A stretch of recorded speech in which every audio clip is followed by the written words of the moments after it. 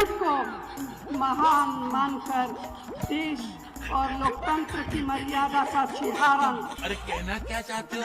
छिहारन कर रहे हैं। डकैती चाल नहीं, उनका दंगा हो गया है। डकैती चाल नहीं, उनका दंगा हो गया है।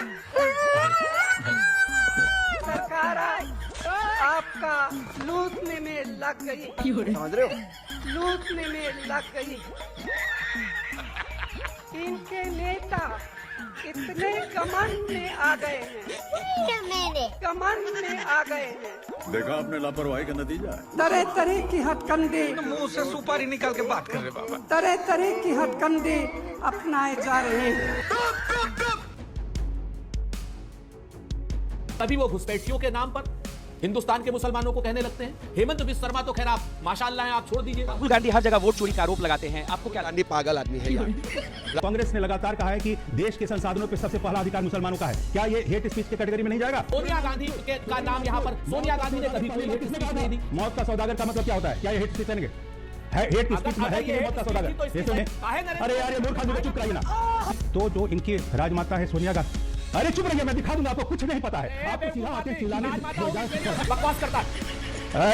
राजपूत समझ लो। अरे चुप रहो, गाली गलौज नहीं होगी यहाँ पर। अरे गाली गलौज हो रहा है, राजमाता गाली गलौज है। कौन गाली गलौज कर रहा है? इसने गाली गलौज किया, राजपूत ने। आतंकवादियों के मरने पे इसकी राजमाता जो है रोती है। अरे मूर्ख, तुम्हारा पूरा खानदान मूर्ख है। तो हाँ जी, राम राम जी। डिबेट शो की एक और मजेदार वीडियो में आप सभी का स्वागत है। दोस्तों आज की डिबेट वीडियो होने वाली है सुप्रीम कोर्ट के वकील अमिताभ सिन्हा और कांग्रेस के प्रवक्ता सुरेंद्र सिंह राजपूत के बीच में। दोस्तों हेट स्पीच को लेकर डिबेट चल रही थी, जिसमें वकील साहब ने सोनिया गांधी जी को कांग्रेसियों की राजमाता बोल दिया। अब दोस्तों इतना सुनते ही कांग्रेस के प्रवक्ता भड़क गए, जिसके बाद वकील साहब ने इनको बढ़िया वाला रेल दिया है। दोस्तों वीडियो बहुत मजेदार होने वाली है, आप सुनो अंत तक जरूर देखना। अगर आप चैनल पर पहली बार आए हैं या चैनल को अभी तक सब्सक्राइब नहीं किया है तो चैनल को सब्सक्राइब भी कर लेना। चलिए दोस्तों मेन वीडियो स्टार्ट करते हैं। ये टीवी वाले भाई पिक्चर चालू करो बे। इन लोगों के पास हिंदू मुसलमान, मंदिर मस्जिद और ये सब इस तरीके के करने के अलावा कोई चारा नहीं बचा है, नंबर एक।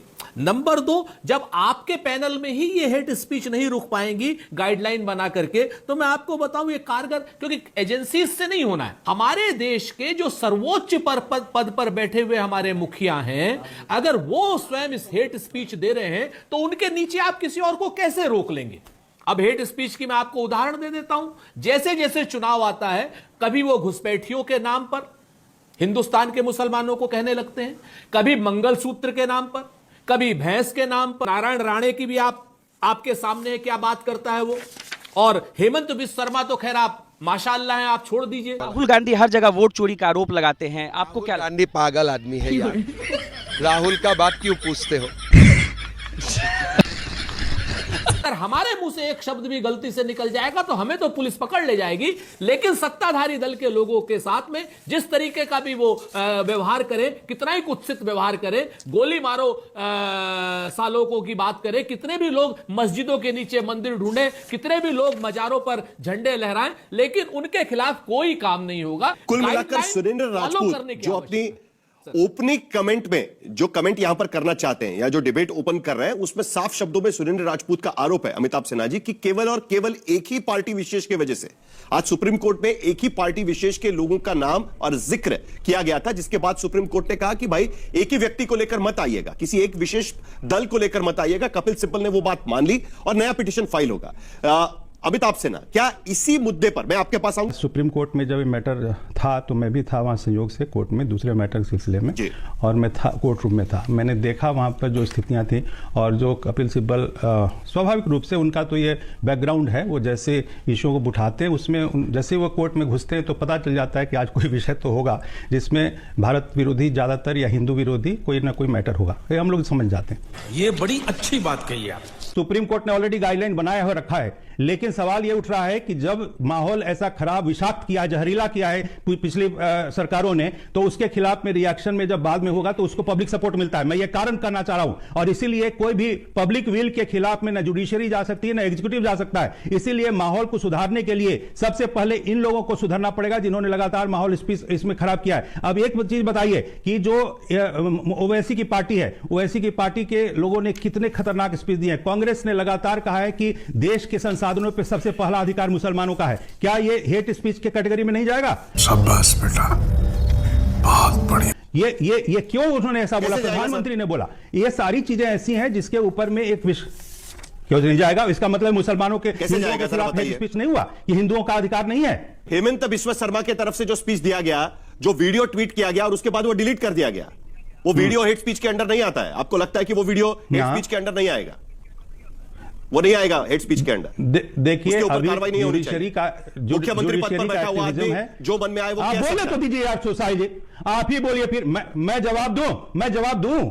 मैं कह रहा हूं कि जो सोनिया गांधी ने और मनमोहन सिंह ने जो कहा कि देश के संसाधनों पे पहला अधिकार मुसलमानों का है, उसके बाद चूंकि जुडिशियल एक्टिविज्म नहीं था इसलिए उसको डिलीट नहीं किया गया। लेकिन अभी और दूसरी बात मैं इतना ही कहना चाहता हूं लास्ट में कि कोई भी किसी भी तरीके का वैमनस्य देश में फैले, ये उचित नहीं है, देश के हित में नहीं है। लेकिन इसका मतलब ये नहीं है कि आप सिर्फ एक हिंदुओं को दबाइए और मुसलमानों को कहिए कि तू तो मेरा सबसे विशेष व्यक्ति है। ये गलत बात है। इसी की वजह से ये रिएक्शन हो रहे हैं। क्या बात है सर, क्या बात है सर। सुनील राजपूत जी, सभी पार्टियां कहीं ना कहीं शामिल हैं। स्पष्ट कहता हूं, बिल्कुल सही बात है। मैं आपसे स्वीकार करता हूं कि समाज में ये बुराई आई है और वो बुराई हमारी पार्टी से सारी पार्टी में आई है, कुछ नहीं जानता। लेकिन जो सबसे बड़ी बात है साहिल भाई, आपको याद होगा, आपको ध्यान होगा कि अगर हमारे देश के सर्वोच्च पद पर बैठा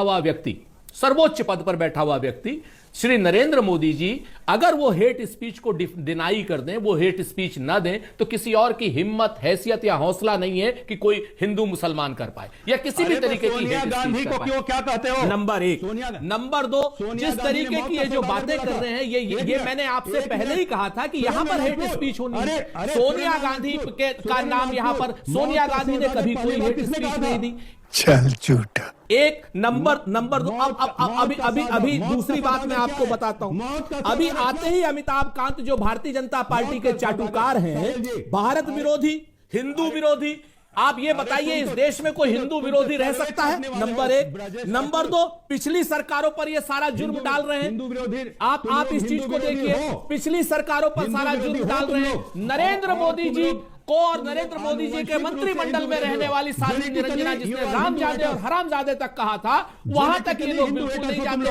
हेमंत बिस्वा शर्मा पर ये लोग बिल्कुल नहीं जाते हैं। अभी आप आ जाइए, देखिए कितना झूठ बोलते। ओवैसी के भाई को हमने जो है जेल भेजा था, अकबरुद्दीन ओवैसी को, लेकिन इन्होंने नरेंद्र मोदी जी को जेल भेजा क्या?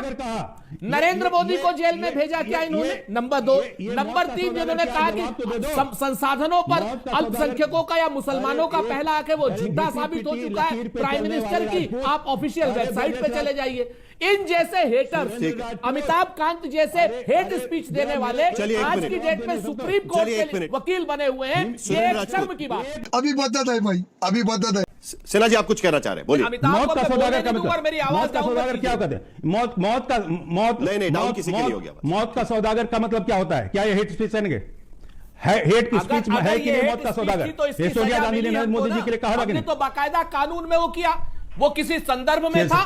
सीधी सी बात है। इंतजार करो। और नंबर दो, तो हमने तो सब पार्टियों को कहा, हम तो कहते हैं जो लोग एक मिनट इंतजार करो, आप इंतजार करो, तुम्हारी पार्टी दोबारा दंडित हो। क्या ये स्थिति आज के दिन में पैदा हुई है? सुनील राजपूत जी, जल्दी से आपका स्पीच, उसके बाद अमिताभ सिन्हा बोलेंगे। भारतीय जनता पार्टी के लोग जब तक इस पर संयम नहीं करेंगे, तब तक किसी गाइडलाइन का कोई लाभ नहीं है, क्योंकि ज्यादातर जगहों पर भारतीय जनता पार्टी की सरकार है और भारतीय जनता पार्टी की सरकार हेट स्पीच को बढ़ावा देती है, मंदिर मस्जिद विवाद को बढ़ावा देती है, संभल जैसी जगहों को बढ़ावा देती है, बहराइच जैसी जगहों को बढ़ावा देती है।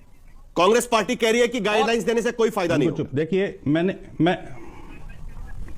मैं यही कहना चाह रहा हूं, ये जो भारत का जो ये पीपुल्स रिप्रेजेंटेशन एक्ट है, जिसके तहत चुनाव होता है, जो इलेक्शन कमीशन के पास कोई भी राजनीतिक दल रजिस्टर्ड होता है, उसमें लिखा हुआ है कि वो किसी भी धर्म या जाति के साथ में प्रयोग नहीं करेगा चुनाव में।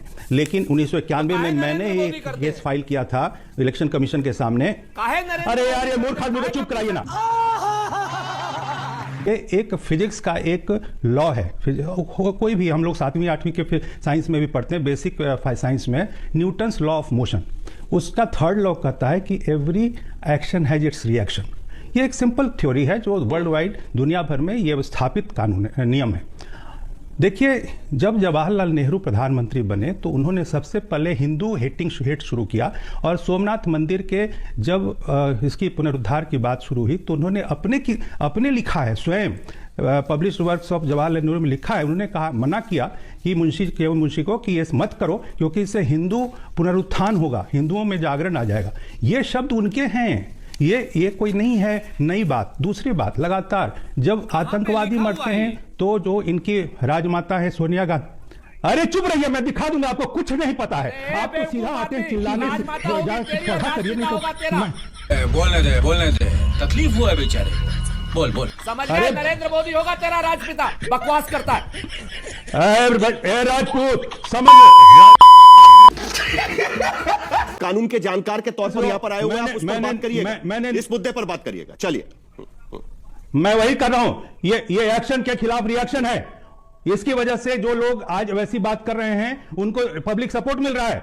मैं इसी बात पे आ रहा हूं, लेकिन ये ब्रजेश राजपूत नाम का मूर्ख आदमी आपके पैनल में बैठा है जो मेरे साथ गाली गलौज कर रहा है, और आप कोई भी व्यक्ति एक दूसरे के बारे में इन शब्दों का इस्तेमाल नहीं करेगा। नहीं, कोई भी व्यक्ति इस तरीके के शब्दों का इस्तेमाल नहीं करेगा। मैं दोनों से रिक्वेस्ट करता हूं कि कृपया करके एक दूसरे के बारे में कोई विशेष टिप्पणी मत करिएगा। हम मुद्दे पर रहेंगे, एक दूसरे पर व्यक्तिगत टिप्पणी नहीं होगी। अमिताभ सिन्हा जी, मैं एक बार फिर आपसे पूछता हूं, आप मैं हटाने की बात कर रहा हूं।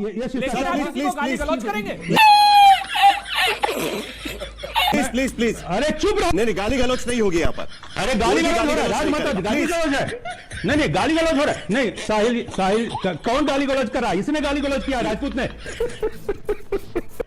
मैं यहाँ पर पॉलिटिकल पर्सन नहीं हूँ। उस पर बात करिए, सुप्रीम कोर्ट के उस पर बात करिए। बेवजह की बहस नहीं होगी, बेवजह की बहस नहीं होगी, प्लीज। बिना वजह नहीं। इनकी राजमाता, अरे आतंकवादियों के मरने पे इसकी राजमाता जो है रोती है। अरे आतंकवादियों के मरने पे इसकी राजमाता जो है रोती है। आतंकवादियों के मरने पे करता था मूर्ख आदमी, ये तो बताओ ना, कौन से आतंकवादी के मरने पे करी थी? अरे मूर्ख, तुम्हारा पूरा खानदान मूर्ख है, तुम्हारा खानदान मूर्ख है। कैसे लोग रहते हैं यार। अब बोल मोदी के खिलाफ। पड़ गए, हो गई ठंडी, खत्म, bye bye, tata, goodbye, गया। तो दोस्तों, इस वीडियो में इतना ही। अगर आपने वीडियो अंत तक देखी है तो उम्मीद करता हूँ आपको वीडियो पसंद आई होगी। वीडियो के बारे में आपकी जो भी कोई राय है कमेंट्स करके जरूर बताएं। वीडियो को अंत तक देखने के लिए आप सभी का बहुत बहुत धन्यवाद। ऐसी ही मजेदार वीडियो देखने के लिए चैनल को सब्सक्राइब करना बिल्कुल ना भूलें। चलिए दोस्तों, मिलते हैं जल्द अगली वीडियो में, तब तक के लिए जय हिंद, वंदे मातरम।